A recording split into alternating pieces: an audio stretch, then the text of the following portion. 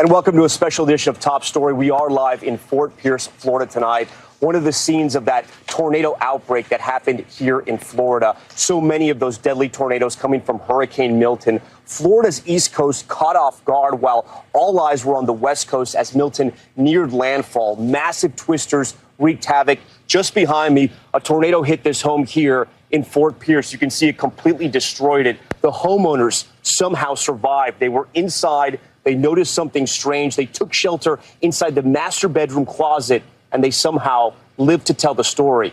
That homeowner just telling me moments ago, he wants to make sure the country doesn't forget about Fort Pierce, that this area right now is hurting and it needs a lot of help from all the states in this country. Right now, the entire state is reeling from back-to-back storms. Hurricane Milton carving a path of destruction as it moved from coast to coast. At least 12 people killed and dozens others injured. The storm making landfall shortly after 8:30 as a Category 3 hurricane in Siesta Key, that's just south of Sarasota. The hurricane battering the region with violent winds and quickly inundating the area. There was a powerful storm surge. We were caught in the crosshairs of the hurricane and had to run for cover. And the situation here in Sarasota is starting to turn dire. At first we had, okay, we're gonna go, we gotta go.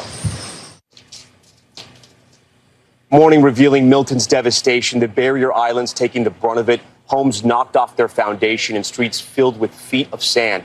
Tampa, which was bracing for the worst storm in a century, was spared of a direct hit, but neighborhoods were washed out and roads were left impassable. Area airports were hit hard, and in Sarasota, we saw some of it up close. The roofs were blown off hangars and planes were flipped. Officials are working to assess the damage and see when they can get service back up and running. In St. Petersburg, 100-mile-an-hour winds sent a construction crane flying into an office building, that crane demolishing parts of the building, collapsing onto the sidewalk. Hundreds of rescues unfolding all across the state. A teen found floating on a fence, a young boy clinging onto the back of a first responder, and countless others saved from rising floodwaters. And there is dramatic new video of the moment a destructive tornado tore through St. Lucie County. Power lines, debris, and trees launched into the air. Dozens of monster twisters caught people off guard as they whipped through several communities. In a moment, we'll hear from one man who spotted a tornado moments before it hit his home and it hit his vehicle.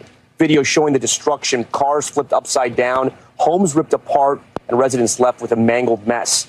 Florida shattering records for the number of tornado warnings issued in a single day. Tonight, nearly 3 million customers are without power. Officials warning it could be days, if not weeks, before the lights are back on. We're covering it all tonight from coast to coast, but we start with the ongoing search for survivors amid that tornado outbreak. This is the terrifying moment a massive tornado ripped through Fort Pierce. Look at the debris spinning into the air. Oh, violent tornado. And this video capturing a twister in Palm Beach Gardens. Look at how quickly and violently it envelops this house, sending debris flying and blowing out the windows. Both tornadoes part of a deadly outbreak spawned by Hurricane Milton. We are very, very saddened to see a tornado inflict such serious damage, including loss of life. According to initial reports, at least 38 tornadoes touched down. The twisters flipping semi-trucks, tearing down trees, and reducing homes to piles of rubble. This wind came through here. If Michael had not grabbed that door and closed it, we wouldn't be here. We wouldn't be here. In St. Lucie County on Florida's East Coast, a tornado tore through a retirement community, killing at least 6 people, including Debbie Kennedy. Her daughter telling us she was an incredible mother and caregiver. This is a 100% rescue mission. Today, Sheriff Keith Pearson telling us they are still searching for survivors. And unfortunately, our death toll has gone up. We're up to 6 right now, but I'm hoping we're able to rescue some more people. You ever seen anything like this? Never. This is the last thing that I could expect. I don't think our community has ever seen anything like this. You know, we've been through hurricanes before. This was nothing like that. It's a complete devastation. I mean, cars, trailers, where there were homes, they weren't. They were lifted up, they were moved, they were crumbled. Those that survived look like this. Forrest Melboff can't believe he's alive. Truck started to roll over and it stopped, and then once again. He's covered in stitches all over his arms and up his face. Fingers. Two more cuts here. He says he never saw the tornado until his truck started flipping. leaves started to fly. Something hit the truck. Pretty powerful to roll over your truck, right? Yeah. You'll never forget that, huh? No. HCA Florida Lawnwood Hospital took in 15 patients with tornado-related injuries, some with broken bones, others that needed brain surgery. Most of these are blunt traumas to the head and chest, abdomen, and some of them had other fractures because they got hit directly by some flying objects and debris. What did the patients tell you? Were they taken completely by surprise? They were, and it was like they themselves, they didn't know what happened. Most of them, they just felt like a lot of wind hit the place, and all of a sudden something catastrophic happened for them. This was an incredibly traumatic situation. It is. Florida's Governor Ron DeSantis has provided search and rescue teams to this community. The sheriff tells me it's unclear how many people they lost because in that retirement community, a lot of people, it's their second home and they may have been away. They're snowbirds or they may have evacuated. So they're still unclear if they're searching for survivors. For more on the rescue and recovery efforts here in St. Lucie County, the communications director for the area, Eric Gill, joins Top Story Live now. Eric, talk to me about what happened here. I mean, I know it took your community by surprise. You were waiting for this hurricane, and then suddenly you have this tornado outbreak. Yeah, absolutely. In a span of about 2 hours, we had 900 calls into our emergency operations center about the tornado activity. 900 calls. 900 calls in a 2-hour span. We had reportedly at least 12 tornadoes touch down. There were 2 that were confirmed by the National Weather Service. They'll have crews out tomorrow to confirm the others. And some of those tornadoes were massive. You see the videos, they look like they're half a mile wide. Did you guys realize at the time what was happening?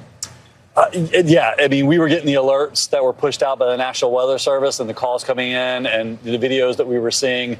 You really didn't know how bad it was until you had time, to the storms, to the thunderstorms and the tornadoes pass through, and you had time to go out and really assess. When you see the damage like this, what do you think? It's devastating, and we've seen areas where, one side of the street, the house is fine, and other areas it looks like this. Yeah, the sheriff told me they're still searching for survivors. They're working around the clock. Talk to me about that effort. Well, like you said, some of these people may have been out of town, their second home.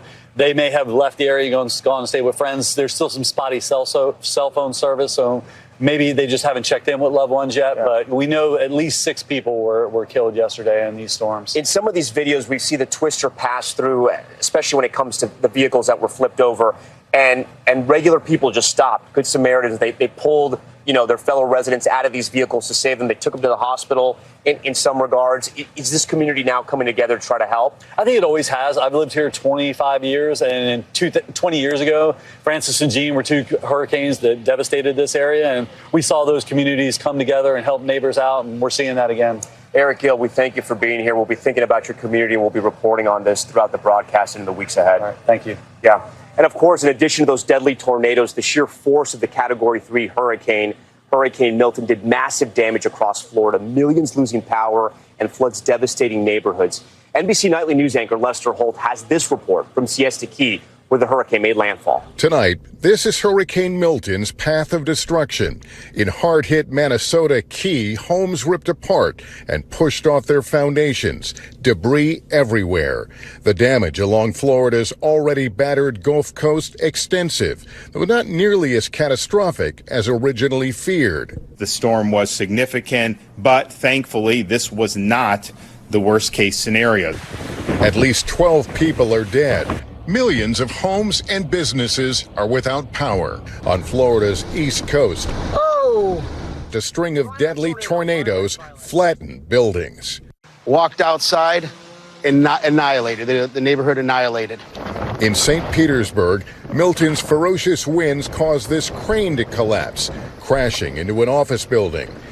At Tropicana Field, the home of the Tampa Bay Rays, the massive fabric roof ripped off, now in tatters on the field. It had been used as a base camp for responders pre-storm. About 14 people were inside at the time. All are safe.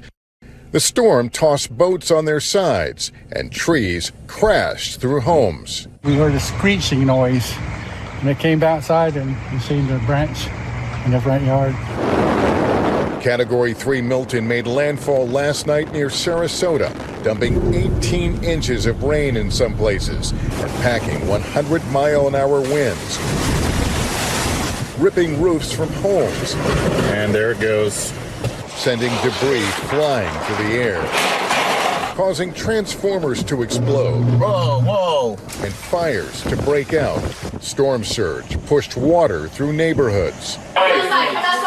In Tampa, police rescued 15 people from a single-story home, including several children. It's okay, Bubba. It's okay. Hundreds more rescues today, including this 14-year-old found floating on debris. A Coast Guard helicopter crew rescuing this man whose boat was disabled in the water, clinging to a cooler. NBC's Chase Kane is in Daytona Beach.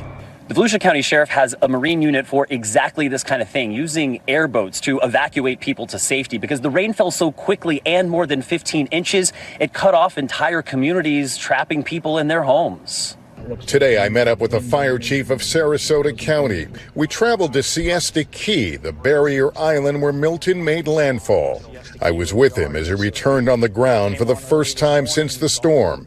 As we drove onto the island, we found downed trees and flooded streets. Have you seen a lot of flooding like what we're looking at here? Yes, and as you go further and further north on the barrier islands, because it's a little lower down there, the water depth is a little worse. Yeah, the chief breathed a sigh of relief. Siesta Key was largely spared. We just drove through these flooded neighborhoods and trees down. Were you anticipating it would be worse than that? We were. By the grace of God, the predictions and what we had planned for did not come to fruition. But obviously, if you are a resident or business owner out here, I don't want to minimize it. This is very impactful to the community, but it could have been much, much, much worse. Lucky is not to be confused with untouched. This is Siesta Key, where the eye of the storm first came ashore. Many of the homes in this community are totally surrounded by water hours after the storm's landfall. Tonight, Milton has left the Gulf Coast behind, but many are just beginning the difficult work of cleaning up after a major storm for the second time in less than 2 weeks. And Tom, officials say they were working in rescue mode today, but they will do a further look to really understand just how bad this storm really was. Let's turn it back to you now. All right, Lester, we thank you for that. And on those rescues over in Tampa, first responders rushing to save hundreds of people submerged in high floodwaters. Some neighborhoods now underwater in areas miles from Florida's coast. Stephanie Gosk is there at the water rescues that are underway. In Central Florida, a race to pull people out of the water, not from a dangerous storm surge, but from Milton's torrential rains. This woman escaping the rising waters in the dark, her 4 young children in tow. Once we hopped on the oven, I called my mom and told my mom, I think me and my children are about to drown to death. Many of the neighborhoods underwater are miles from the coast and not typically flood prone. How long did you live down there? I lived there 14 years. Did you ever see it flood? No, ma'am. Nothing like that. The County Fire Rescue in Tampa says it conducted 500 rescues. 135 people were pulled from a single assisted living facility. Please be careful. If you feel better, go on the dry ground. We can take you there. Amphibious vehicles and marine units helped reach inundated homes. Rescue workers got here around 3:30 in the morning. Soon afterwards, they found this woman in the green sweatshirt alone in her house. She has a hard time seeing. The front door to her house was broken, and they couldn't convince her to come out. She was scared. They finally, this afternoon at 1 o'clock, got her out and got her to safety. Milton's heaviest rain dropped over its northern edge, in some places falling more than 2 inches in an hour, with historic totals. Leaving residents in this apartment building in Pinellas trapped. Hundreds had to be rescued. A lot of credit to our teams that were out there today. Even with all that warning, the strength of Hurricane Milton still took many here by surprise. All right, Stephanie Goss joins us now live from Hillsborough County. Stephanie, do authorities have any idea how long it could take for these floodwaters to recede? You know, they were telling me, Tom, that here in this area, it could take a few days. And I can tell you that right now, they're actually still rescuing people. We've been watching boats go in and out and getting people out of inundated homes. They're still getting calls from people who perhaps have been in the house all day thinking the waters were going to recede, and they didn't. And the prospect of spending a night in a flooded house was too much. We just talked to a crew that was going in to get a family with 2 kids, Tom. Yeah, no, it is heartbreaking seeing those children that had to be rescued. Stephanie, I know you've covered a few storms, and a lot of these rescues remind me of Hurricane Harvey and all the rescues that had to happen there. How widespread of a problem do you think this is right now in Hillsborough County? Well, we know that there are at least 2 locations in Hillsborough County. And Hillsborough County, by the way, is huge. It's the size of Rhode Island. But we know that there are neighborhoods like this one. And Tom, this is a low-income neighborhood. They're not in an evacuation area. They thought they were going to be safe here. And these are people that are going to be out of their houses with really no place to go in a city that doesn't have a lot of space for them. It is going to be a real problem in the coming days and weeks for Tampa. Yeah, the shelters are full. It is not cheap to evacuate. And now people have lost yet another week of work as well on top of all of this. All right, Stephanie Gosk, we appreciate all your reporting and your team's reporting as well. We thank you for that. Right off the coast of Florida, residents living on barrier islands reeling from Milton's impact. Homes and neighborhoods completely rocked as efforts to rebuild start back once again. Sam Brock has more tonight. In southwest Florida tonight, full-scale devastation. My daughter, man, she just started screaming through the house, you know, and I jumped up. And when I ran out, the same time I ran out, the door come flying to meet me, man. And heartache along the beach, a multi-year rebuild stunted again by a hurricane. It's heart-wrenching to have to keep going through this, but in all honesty, like all of our friends are here on this block. I think we all give each other the strength to continue. On the streets of Fort Myers Beach, evacuated for days, Mayor Dan Allers showing us what it looks like this morning. Storm surge saturating the same neighborhoods devastated 2 years ago by Hurricane Ian. We're an island of doers. You know, these things punch you in the gut, but you just pick up. We've had some residents that this is the 4th time they'll be rebuilding their house. This is an example of one of the homes rebuilt after Hurricane Ian. And while it might not look that bad, you have to consider it was sitting on a 12-foot pylon and came all the way down off its foundation. Barrier islands up and down Florida's coast, often the most vulnerable to violent winds and surging waters. Many still inaccessible, but authorities have shared pictures of buckled roads on Captiva Island and homes burning on Matlacha, an archipelago of paradise, all evacuated. They left, they listened, and now we'll hopefully within a day or day and a half, 2 days at the most, be able to get them back into their homes where they could start rebuilding again. Sam Brock joins us tonight from Sanibel's Causeway. Sam, at the beginning there, you mentioned that curfew tonight for residents on Sanibel Island. Do we know why? Yeah, so it starts at 9 o'clock p.m., goes to 6 a.m. If you look behind me, Tom, you'll see the checkpoints. Why is that going on? Sanibel Island right now has no water, no power. Authorities here say there's a critical piece of infrastructure. They have to fly onto the island to sort of recatalyze all of that. They're worried and warning residents that if you were to try to use your water, you could get sewage backed up in their homes. So that certainly explains why they're trying to be cautious. As far as why a curfew would be in place, presumably they just don't want people roaming around these streets where there's all these homes with no power, no anything. And we've obviously heard tales of looting and people doing untoward things in moments of crisis like this. That's the best that I can possibly imagine why they're cutting it off. But there's also a curfew in place for Sanibel when they had already evacuated the entire island. So we'll leave that to the folks that are making these decisions. But the reality right now, folks have been lining up all day trying to get in to see what their properties look like. It was true here. Tom, it was also true on Fort Myers Beach. You know, Sam, I know those areas very well. I grew up going to those beaches. It's Sanibel and Captiva. They're some of the best areas of Florida, some of the most beautiful areas of Florida, but they thrive off tourism. Can you give us more context about what these back-to-back-to-back hurricanes mean for a community like where you are tonight?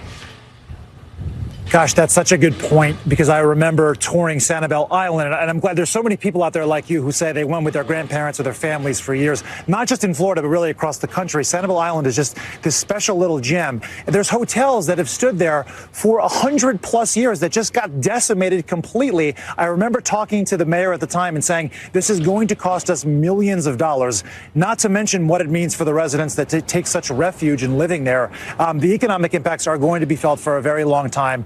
They have started to rebuild, but I can't get on the island to see how far along they've come in those efforts. But there's no doubt it was a dent economically for sure.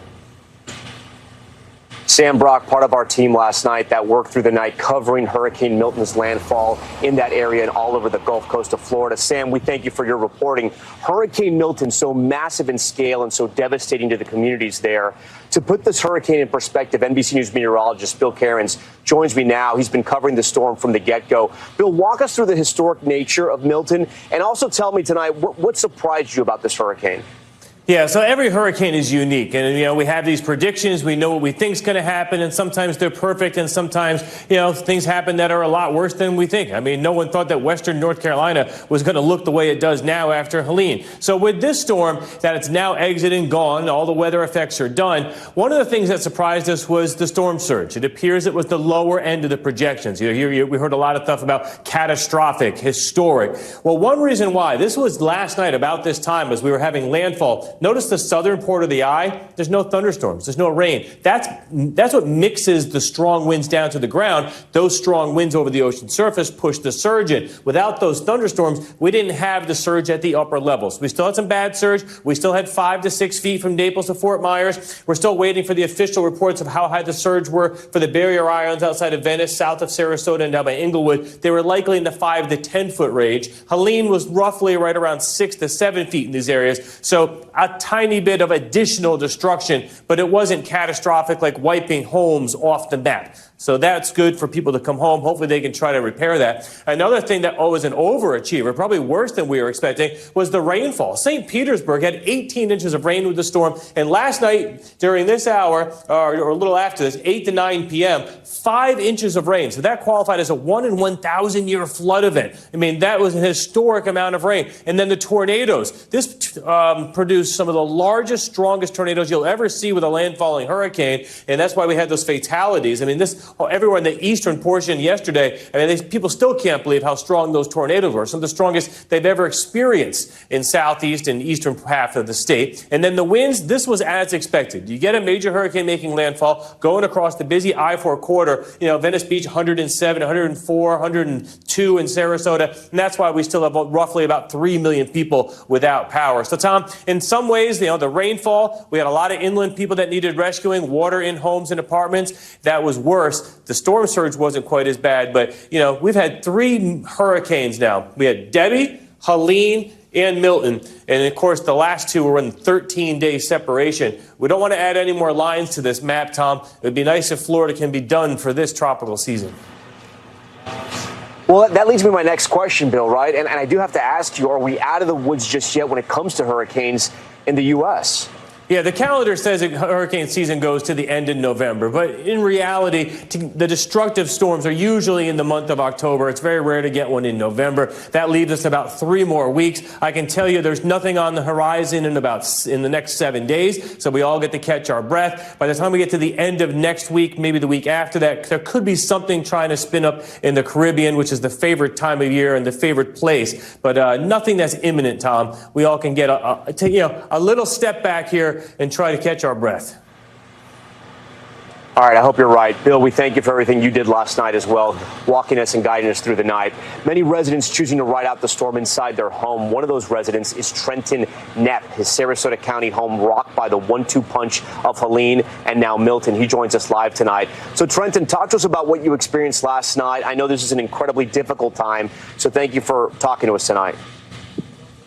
Yeah, last night we had lots of wind. It was a major wind event, but my biggest issue was the storm surge. My home flooded during Helene. We've been there over 20 years, and now it flooded again yesterday. We've got sewage in the house. It's a complete disaster. Were you surprised by what Hurricane Milton brought, or did you think this is what it was going to be like? It just seems like we're having more and more storms. It's out of control. My wife and I purchased our home when we were in our 20s. We've been there ever since. We've never had anything near this. It's just two really bad ones right back to back. I'm a commercial fisherman, and we've just been getting beat up nonstop from regulation and everything. It's just like one more sucker punch to the face. But we're just trying to overcome and know that it's God's will, whatever happens. So we see what happened to your house during Helene. What happened during Milton? Because it looked like your first floor was sort of taken out by that storm surge or by the flooding. Right.